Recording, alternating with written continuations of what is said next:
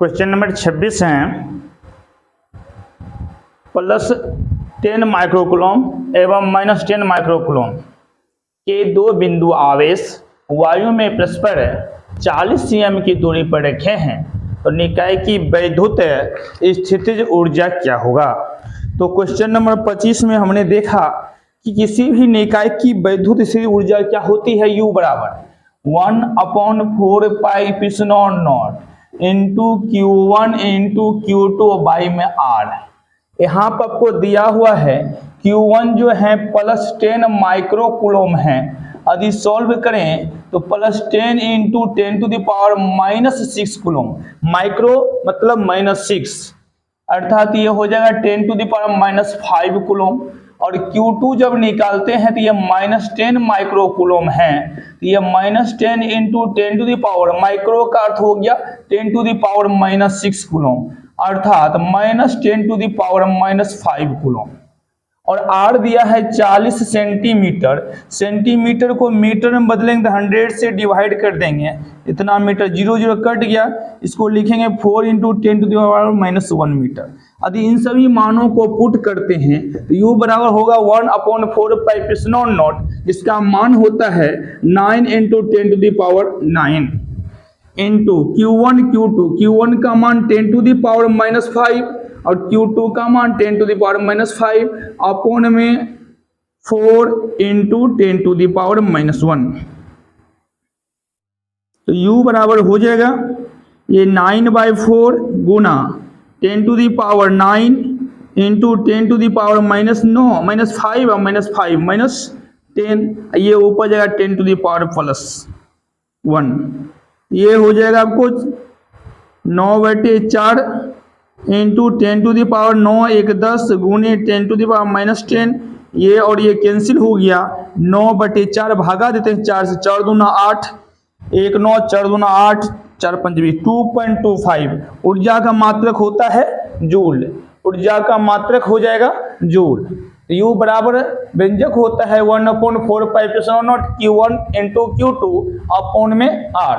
Q1 है +10 microcoulomb, change करेंगे +10, micro को लिख सकते हैं -6 कूलम, अर्थात हो गया 10⁻⁻5 कूलम। Q2 भी हो जाएगा -10⁻⁻5 कूलम। R हो गया 40 सेंटीमीटर, मीटर में बदले तो 4 इंटू 10⁻1 मीटर। कैलकुलेट करते हैं रिजल्ट आता है 2.25 जूल, 2.25 जूल। अच्छा, एक चीज और ध्यान देना है, प्लस या माइनस, तो Q1 है प्लस में और Q2 है माइनस में, तो प्लस गुना माइनस हो जाता है माइनस, माइनस माइनस, तो प्लस इंटू माइनस माइनस, ये ध्यान देना है चिन्ह पे। तो ऑप्शन है ए में 2.25 जूल, यहाँ प्लस छुपा हुआ है जो नहीं हो सकता, क्वेश्चन के अनुसार माइनस में होना चाहिए, जो ऑप्शन नंबर आपको सी में है, इसलिए बिल्कुल सी सही होगा, -2.25 जूल। अधिकांश विद्यार्थी 2.25 जूल को सही मान लेते हैं, जो कि बाद में गलत हो जाता है, इसलिए चिन्ह का ध्यान देंगे। ऊर्जा में माइनस का चिन्ह ये बता रहा है ऊर्जा घट रही है, और प्लस चिन्ह ये बताया जा रहा है ऊर्जा में वृद्धि हो रही है। नेक्स्ट क्वेश्चन है, अगर दो आवेशों के बीच की दूरी बढ़ाई जाए तो उसकी वैद्युत स्थितिज ऊर्जा, बीच की दूरी बढ़ाई जाए तो वैद्युत स्थितिज ऊर्जा क्या होगा। जैसे ही दूरी बढ़ेगी तो वैद्युत स्थितिज ऊर्जा क्या होगा, कम होता चला जाएगा, क्योंकि आवेश नहीं बढ़ रहा है, R बढ़ रहा है। अब ज्यादा संख्या से भाग देंगे तो उसका मान कम आता चला जाएगा, अर्थात घटता चला जाएगा। ऑप्शन ए घटती है, ये सही आंसर होगा। अगर दो आवेशों के बीच की दूरी बढ़ाई जाती है तो उसकी विद्युत स्थितिज ऊर्जा क्या होगी, घटेगी। नेक्स्ट है क्वेश्चन 28 कहता है विद्युत द्विध्रुव आघूर्ण वेक्टर P एवं विद्युत क्षेत्र की तीव्रता वेक्टर E के बीच के कोण का मान कितना होगा कि द्विध्रुव स्थिर साम्यावस्था में रहेगा। जब स्थिर साम्यावस्था में रहेगा तो थीटा का मान 0 होना चाहिए, थीटा का मान 0 होना चाहिए। ऑप्शन डी सही है। क्वेश्चन नंबर 29 है विद्युतीय क्षेत्र में किसी विद्युतीय द्विध्रुव को घुमाने में क्या क्या कार्य होता है? तो कार्य जो है W बराबर होता है PE into 1 minus cos theta. W बराबर PE into 1 minus cos theta.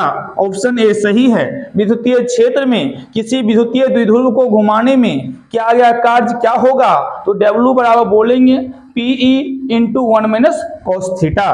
Question 30 है, एक धनावेश को निम्न विभव के क्षेत्र से उच्च विभव के क्षेत्र में ले जाया जाता है, आवेश की स्थितिज ऊर्जा क्या होगी? ध्यान रहे, निम्न विभव से लेकर उच्च विभव की ओर ले जाता है, V का मान बढ़ेगा तो आवेश की जो स्थितिज ऊर्जा है वो आपको बढ़ेगी। आवेश की स्थितिज ऊर्जा क्या होगी? बढ़ेगी। जब निम्न विभव से के क्षेत्र से उच्च विभव की ओर ले जाएंगे तो बढ़ेगी। यदि क्वेश्चन रहता उच्च विभव के क्षेत्र से निम्न विभव के क्षेत्र में ले जाएंगे तो क्या होगा? तब घटेगी। तो क्वेश्चन है निम्न से हाई, लो से हाई गया तो ऊर्जा जो है स्थिति ऊर्जा का मान बढ़ेगा। क्वेश्चन नंबर 31 है, एक इलेक्ट्रॉन को दूसरे इलेक्ट्रॉन की ओर लाने पर वैद्युत स्थितिज ऊर्जा ऑप्शन है घटती है, बढ़ती है और परिवर्तित रहती है, शून्य हो जाती है।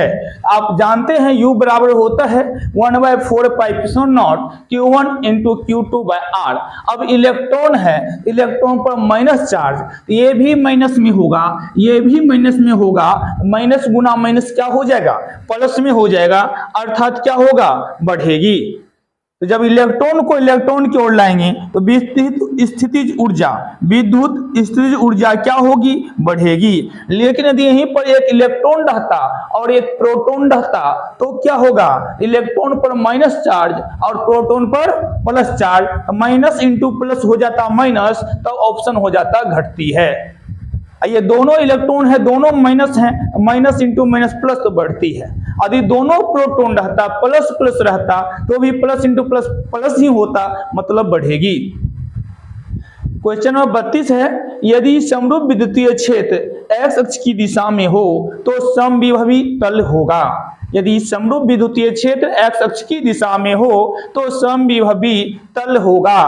तो समरूप विद्युतीय क्षेत्र जो है वो हमेशा लंबवत होता है, और जो लंबवत हो गया, यदि लंबवत x अक्ष में है तो समविभवी तल शेष धड़ हो जाएगा yz तल में। तो ऑप्शन है xy तल नहीं, x अक्ष में तो विद्युतीय क्षेत्र है, x को छोड़ करके सही होगा, तो yz तल, तो ऑप्शन बी सही है। यदि क्वेश्चन में यदि यहाँ पर विद्युतीय क्षेत्र y अक्ष दे देता तो y को छोड़ देते तो सही आंसर हो जाता है xz। यदि क्वेश्चन में z अक्ष की दिशा में रहता विद्युतीय क्षेत्र तो z को छोड़ देते तब सही आंसर होता xy तल। नंबर 33 है, विद्युत द्विध्रुव के कारण किसी बिंदु r थीटा पर विभव का व्यंजक है। तो विद्युत द्विध्रुव के कारण किसी बिंदु पर, मतलब दूरी r हो, एंगल थीटा हो, तो विद्युत विभव का व्यंजक होता है 1/4 pi epsilon naught P cos theta by r square. P cos theta by r square 1/4 pi epsilon naught P cos theta by r square, option B सही है। यदि इसी में अक्षीय स्थिति दे देगा तो थीटा का मान 0 रख देंगे, और कोस थीटा का मान, मतलब कोस थीटा जब 0 रखेंगे तो कोस 0 का मान 1 होता है, तो ये हो जाएगा P/r स्क्वायर। तो अक्षीय स्थिति में व्यंजक क्या हो जाएगा? 1/4 pi epsilon not into P/r square. और यदि निरक्षीय स्थिति में कह देगा तो थीटा का मान 90 रखेंगे, और कोस 90 का मान 0 होता है, और 0 से गुना कर देंगे तो मान 0 हो जाएगा। तो निरक्षीय स्थिति में विद्युत विभव 0 हो जाएगा, अक्षीय स्थिति में 1/4 pi epsilon not P/r square हो जाएगा।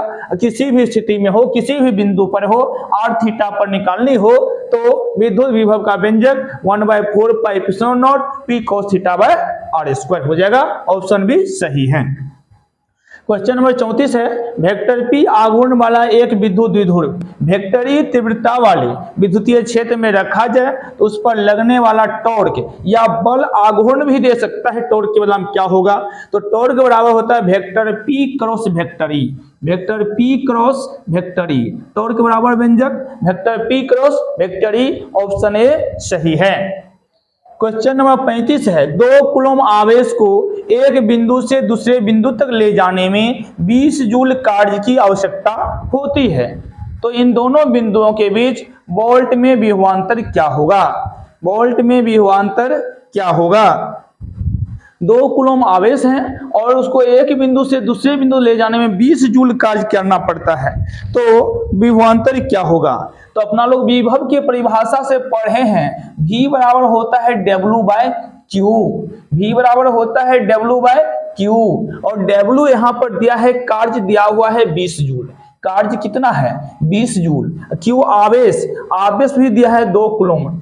2 कूलम यदि भागा देंगे तो 2 से भागा देंगे 20 में 10 बार में, जूल पर कूलम को वोल्ट बोलेंगे। तो वोल्ट में विभवांतर कितना होगा? तो 10 वोल्ट। तो 20/2 क्रॉस करेंगे, आंसर आता है 10 वोल्ट। सीधा सा ऐसा क्वेश्चन यदि रहेगा, यदि क्वेश्चन ऐसा रहेगा, कार्य दे दिया है, आवेश दे दिया है और विभवांतर पूछेगा, तो इस आवेश से भागा दे देना है कार्य में, 2 से भागा देंगे 20 में, हो जाएगा 10 जूल। बिल्कुल सही है, ऑप्शन ए सही है। क्वेश्चन नंबर 36 है, अलग अलग त्रिज्याओं के 2 गोलों पर समान आवेश दिए जाते हैं तो विभव, ऑप्शन ए है, छोटे गोले पर ज्यादा होगा, बड़े गोले पर ज्यादा होगा, दोनों गोलों पर समान होगा, गोले के पदार्थ की प्रकृति पर निर्भर करेगा। तो विभव जो V बराबर जो होता है W/Q होता है और गोलों पर, और विभव का व्यंजक होता है V बराबर 1/4πε0 P/r²।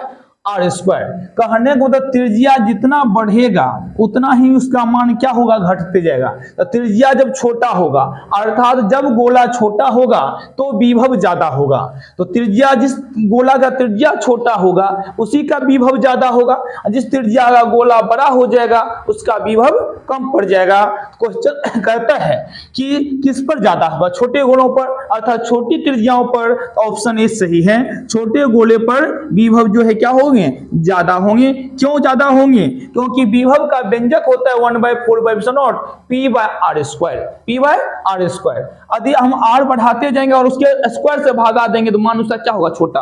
त्रिज्या बढ़ेगा तो मान आएगा छोटा, मतलब त्रिज्या किसका बढ़ता है? बड़ा गोला का। बड़ा गोला की त्रिज्या ज्यादा होगा तो उसका मान आ जाएगा छोटा, और गोला छोटा रहेगा उसका मान क्या होगा? ज्यादा होगा, अर्थात छोटे गोले पर विभव ज्यादा होगा। ऑप्शन ए सही है। क्वेश्चन नंबर 37 है, किसी चालक वस्तु द्वारा विद्युत आवेश संचित करने की क्षमता कहलाती है। तो आवेश संचित करने की क्षमता जो है वह चालक की धारिता कहलाती है। चालक की धारिता, आवेश संचित करने की क्षमता धारिता कहलाती है। तो किसी चालक वस्तु द्वारा आवेश संचित करने की क्षमता क्या कहलाएगी? चालक की धारिता। चालक की धारिता। नेक्स्ट क्वेश्चन है, चालक की धारिता का एसआई मात्रक क्या होगा? पहले चालक की धारिता क्या है? तो चालक वस्तु द्वारा आवेश संचित करने की क्षमता है। किसको संचित किया जाएगा? आवेश को। किसको संचित किया जाएगा? आवेश को। आवेश को संचित करेगा चालक वस्तु करेगा, तो चालक का विभवांतर के अधीन आवेश का संचित किया जाएगा। आवेश का संचित किसके द्वारा किया जाता है? विभवांतर के अधीन। और चालक की धारिता को C से नोट करेंगे, अर्थात चालक की धारिता का यदि व्यंजक पूछेगा तो C बराबर बोलेंगे Q/V। अब यदि इससे हम SI मात्रक को निकाल लें, आवेश का मात्रक होता है कूलम और V मात्रक होता है वोल्ट। सेपरेट करेंगे कूलम पर वोल्ट। इसको बताया था फैराड नामक वैज्ञानिक ने। इसको फैराड भी बोल सकते हैं या कूलम पर वोल्ट भी बोल सकते हैं। तो चालक की धारिता का एसआई मात्रक क्या होगा? Coulomb per volt. ये भी सही है और फैराड भी सही है। ऑप्शन सी कहता है ए एवं बी दोनों, इसलिए ऑप्शन सी सही हो जाएगा। कूलम पर वोल्ट भी होगा, फैराड भी होगा, ऑप्शन सी सही है। क्वेश्चन 39 है, किसी चालक की विद्युत धारिता का व्यंजक है। अभी देखिए विद्युत धारिता का व्यंजक क्या होगा? C बराबर Q/V। विद्युत धारिता को C से नोट करेंगे, आवेश को Q से और विभवांतर को V से। आवेश संचित किसके अधीन होता है? विभवांतर के अधीन, इसीलिए C बराबर क्या होगा? Q/V होगा। ऑप्शन ए व्यंजक सही है। क्वेश्चन नंबर 40, 1 माइक्रोफैराड बताए थे। मिली का अर्थ हुआ 10 टू द पावर -3, माइक्रो का अर्थ होगा 10 टू द पावर -6, नैनो का अर्थ होगा 10 टू द पावर -9। तो क्वेश्चन है 1 माइक्रोफैराड कितना फैराड होगा, तो माइक्रो का अर्थ होगा 10 to the power -6, option B सही है। 1 microfarad 10 to the power -6 farad के बराबर होते हैं। क्वेश्चन नंबर 41 है, किसी गोलीय चालक की धारिता डॉट डॉट का समानुपाती होता है। तो चालक की जो धारिता है, गोलीय चालक की धारिता का व्यंजक क्या होगा, C बराबर 4 pi epsilon not into R. ये एक कांस्टेंट मान है, तो किसका समानुपाती होगा, त्रिज्या का। किसका समानुपाती होगा, त्रिज्या का। तो गोलीय चालक की धारिता किसका समानुपाती, चालक की त्रिज्या का। ऑप्शन ए बिल्कुल सही है। क्वेश्चन 42 है, गोलीय चालक की धारिता का व्यंजक है। गोलीय चालक है, उसकी धारिता का व्यंजक क्या होगा, C बराबर 4 pi epsilon not into R होगा। C बराबर 4 pi epsilon not into R, option A सही है। गोलीय चालक की धारिता 4 pi epsilon not into R. Next question है, आर त्रिज्या की पृथ्वी की धारिता होगी। आर त्रिज्या वाले पृथ्वी को भी गोला माना जाता है। जब पृथ्वी भी गोलीय चालक हो, उसकी भी धारिता क्या होगी, 4 pi epsilon not into R ही होगी। ऑप्शन बी सही है। 44 है, संधारित्र की धारिता का मात्रक है। संधारित्र की धारिता का मात्रक है, तो C बराबर होता है Q बाय V। Q हुआ कूलम, V हुआ वोल्ट, तो पढ़ेंगे कूलम प्रति वोल्ट। इसको बताया था फैराड नामक वैज्ञानिक ने। इसलिए धारिता का मात्रक, चाहे वह संधारित्र की धारिता हो या चालक की धारिता हो, उसका मात्रक फैराड या कूलम पर वोल्ट होता है। ऑप्शन में कूलम पर वोल्ट तो नहीं है, फैराड है। ऑप्शन सी बिल्कुल सही है। यदि कूलम पर वोल्ट रहता, वह भी ऑप्शन सही होता। क्वेश्चन नंबर 45 कहता है, विद्युत धारिता की बीमा है। विद्युत धारिता की बीमा है, तो विद्युत धारिता बराबर C बराबर होता है Q बाय V, और Q का बीमा होता है IT या AT, और V होता है विभव। विभव का बीमा होता है M L square T to the power -3 A to the power -1 या I टू द पावर -1। यदि सेपरेट करें तो M है बाई में, ऊपर भेजेंगे हो जाएगा माइनस में, L है +2, ऊपर जाएगा -2, T -3 है, ऊपर जाएगा +3, एक T पहले से है, +1 +3 मिलके T to the power 4, I एक ऊपर प्लस में है और नीचे माइनस, इसको भेजेंगे तो ये भी प्लस में होगा, I इंटू I हो जाएगा I स्क्वायर, अर्थात M -1 L -2 T to the power 4 I square. विद्युत धारिता का बीमा क्या होगा, M to the power -1 L to the power -2 T to the power 4 और I स्क्वायर। विद्युत धारिता की बीमा M to the power -1 L to the power -2 T to the power 4 I square. Option A सही है। क्वेश्चन 46 है, 46 है, संधारित्र की धारिता निर्भर करती है। तो संधारित्र की धारिता जो है वह क्षेत्रफल पर, इसके अलावा दोनों प्लेटों के बीच की दूरी पर, माध्यम पर, इन सभी पर डिपेंड करती है, निर्भर करती है। तो संधारित्र की धारिता किस पर निर्भर करती है, तो प्लेट के क्षेत्रफल की सतह पर सही है, प्लेट के बीच की दूरी पर भी सही है, प्लेट के बीच के माध्यम पर भी सही है, और चौथा इनमें डी, ऑप्शन डी बिल्कुल सही होगा। इन सभी पर संधारित्र की धारिता निर्भर करती है। 47 है, चालक की धारिता किस पर निर्भर करती है, तो चालक है तो उसका क्षेत्रफल होगा, उसके अलावा चालक के निकट अन्य चालक की उपस्थिति पर, चालक के चारों ओर के माध्यम की प्रकृति पर, इन तीनों पर धारिता निर्भर करेगा, अतः ऑप्शन डी जो है सही है। क्वेश्चन 48 है, गोलीय चालक के रूप में पृथ्वी की धारिता होगी। तो पृथ्वी को गोलीय चालक मानेंगे तो व्यंजक क्या हो जाएगा, C बराबर 4 pi epsilon not into R. C बराबर होगा 4 pi epsilon not into R. R हुआ पृथ्वी की त्रिज्या, और पृथ्वी की त्रिज्या कितनी होती है 6400 किलोमीटर। 6400 किलोमीटर पृथ्वी की त्रिज्या मानी जाती है। इस 6400 किलोमीटर को यदि मीटर में बदले 1000 से गुना होगा, इसको हम लिख सकते हैं 64 गुने 10⁻³ या 250 इतना मीटर। और 1/4 पाई एप्सिलॉन नॉट का मान जानते हैं 9 × 10⁹। अब इसको रिवर्स करें तो ये 4 पाई एप्सिलॉन नॉट का मान हो जाएगा 1/9 × 10⁻⁹। अब इस वैल्यू का यदि हम पुट कर दें c बराबर में, तो 4 पाई एप्सिलॉन नॉट का मान देंगे 1/9 × 10⁻⁹ इंटू r का मान देंगे 64 पर 10⁵। तो ये गुना करें तो ये हो जाएगा 64/9 गुना 10⁻⁻⁹ और -5 मिलकर हो जाएगा, सॉरी -9 × 10⁻+5, तो माइनस प्लस घटेगा तो हो जाएगा -4। अब इसमें हम भागा देते हैं, ये हुआ 7.11 × 10⁻⁻⁶। इसको हम 711 गुने 10⁻⁻² लिख सकते हैं, इंटू 10⁻⁻⁶ रहेगा। तो सेपरेट करते हैं तो ये रिजल्ट आ जाता है 711 गुने 10⁻⁻⁻⁶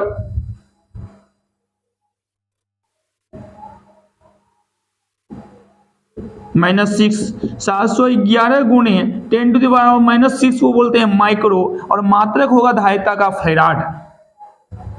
तो क्वेश्चन नंबर 48 है, गोलीय चालक के रूप में पृथ्वी की धारिता है। गोलीय चालक के रूप में पृथ्वी की धारिता है। गोलीय चालक की धारिता का व्यंजक c बराबर 4 पाई एप्सिलॉन नॉट × r। जानते हैं पृथ्वी की त्रिज्या होती है 6400 किलोमीटर, तो 64 गुनी 1000 मीटर में चेंज करेंगे तो ये हो जाएगा 64 × 10⁵ मीटर। और 1/4 पाई एप्सिलॉन नॉट का मान होता है 9 × 10⁹। अब इसको रिवर्स कर दें तो 4 पाई एप्सिलॉन नॉट का मान हो जाएगा 1/9 × 10⁻⁹। और इस वैल्यू को पुट कर दें c बराबर में, तो c बराबर होगा 4 पाई एप्सिलॉन नॉट, इसका वैल्यू देंगे 1/9 × 10⁻⁹। r का वैल्यू हो गया 64 गुने 10⁵। गुना करते हैं तो 64/9 हो जाएगा, और 10⁻9 गुना 10⁻5 होगा 10⁻⁻⁴। माइनस प्लस घटाएंगे तो 9 में से 5 गया 4, साइन होगा बड़ी अंक का। यदि भागा देते हैं 9 से 64 में 711 बार में कटता है इंटू 10⁻⁻⁴। 7.11 को लिख सकते हैं 711 गुना 10⁻⁻² इंटू 10⁻⁻⁴। माइनस माइनस पावर जोड़ देंगे हो जाएगा 711 गुना 10⁻⁻⁶, और 10⁻⁻�6 को कहते हैं माइक्रो, तो हो जाएगा 711 माइक्रो फैराड। तो पृथ्वी की धारिता कितनी हो जाएगी 711 माइक्रो फैराड। ऑप्शन सी सही है। 49 है, किसी संधारित्र पर आवेश की स्थितिज ऊर्जा का व्यंजक है। तो स्थितिज ऊर्जा का जो व्यंजक है वह है U बराबर ½ CV²। स्थितिज ऊर्जा का व्यंजक U बराबर ½ CV²। ऑप्शन ए सही है। 50 है, 50 माइक्रोफैराड धारिता वाले एक संधारित्र 10 वोल्ट विभव तक आविष्ट किया जाता है, इसकी ऊर्जा क्या होगी? इसकी ऊर्जा क्या होगी? तो यहाँ क्वेश्चन है 50 माइक्रोफैराड धारिता वाले, धारिता दे दिया C 50 माइक्रोफैराड। माइक्रो का अर्थ होता है 10⁻⁻⁶ फैराड। यदि इसको गुना कर दें ये इसको लिख सकते हैं 5 × 10⁻⁵ फैराड। इसके अलावा विभव जो है ये 10 वोल्ट है। निकालना है ऊर्जा, तो U बराबर होता है ½ CV²। तो हाफ रहेगा C का मान 50 गुने 10⁻⁵, अब V का मान हो गया 10²। ये 2 से 50 काटेंगे 25 बार में, ये हुआ 10⁻⁵ इंटू 10², ये होगा 25 गुने 10⁻⁻³ तो 25 को हम लिख सकते हैं 2.5 इंटू 10 इंटू हो जाएगा 10⁻⁻3, तो पावर हो जाएगा प्लस माइनस घटेगा तो -2, 2.5 इंटू 10⁻⁻² जूल सही आंसर होगा। Option C 2.5 into 10⁻⁻²। तो जूल।